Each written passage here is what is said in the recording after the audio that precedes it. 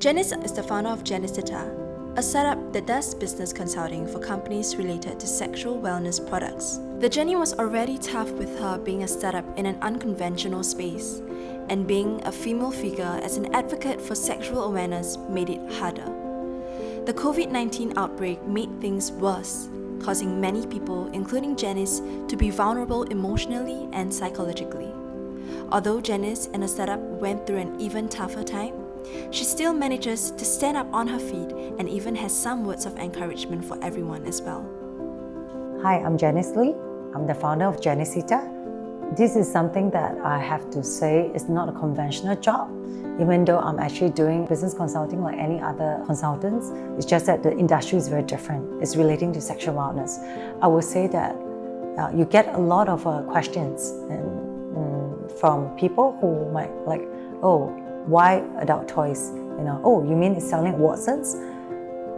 And I tell them that yes, we're trying to create more awareness in terms of sexual wellness is part of overall well-being, and we should be having healthy and open dialogues around sexuality rather than condemning people and judging people who actually want to talk and ask questions about it. There's a lot of taboo around the topic of sex and sexuality. In Asia, the taboos around sexuality is one of the biggest challenges. So the thing is that during Corona time, even I myself have experienced a lot because it was a roller coaster of emotions that I experienced during the last few months. And I believe that it might be the same for many people, but they might not have an avenue to actually share it with the people if they feel very alone. So what I want to say is that it's very important to know that it's okay to be vulnerable.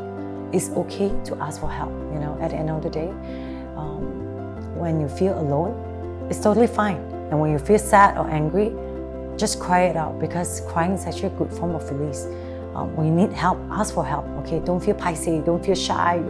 Don't feel ashamed. At the end of the day, to be vulnerable is not a sign of weakness. It's actually a sign of strength. During this COVID time, it's been really difficult. I lost my job. I cannot meet my boyfriend, my girlfriend. I cannot meet my friends. I cannot even drink. It's just really difficult for me. Okay, and it's okay to acknowledge that to yourself. There's always light at the end of the tunnel. So vulnerability is something that in our society, for both men and women, especially for men, vulnerability is a sign of weakness, and that's not true. Every human being has moments of vulnerability, and it's okay for men to cry. It's okay for men to be sad, to want to receive affection, to receive a hug at the end of the day. So all I can say is that please, if you want to cry or whatever, just cry. Don't feel paiseh. This is your moment. This is yourself. This is you expressing your authentic self.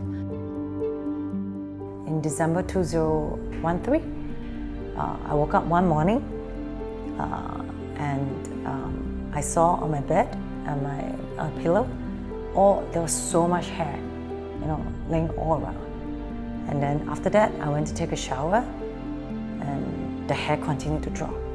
So I laid down in the shower for 1 hour, crying non-stop, okay, because there was just hair all over and it was really difficult.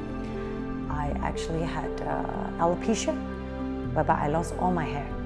And can you imagine a woman in Asia losing all her hair? And I had to shave and become, and most people thought that because I was shaved, I had cancer. So if I were to go back, I would say that, there's a high chance that I'll go back to that younger version of myself when I had the time, and I will probably cradle myself and comfort myself to say that, it's going to be really tough, but you know what? At the end of the day, it's an autoimmune disorder, but hey, you're strong. You are weak right now, you're vulnerable, and that's fine, but you'll become stronger and your hair will grow back. And you will have a different way of living and experience a different way of living, and everything is going to be okay as long as you go through this. Yeah.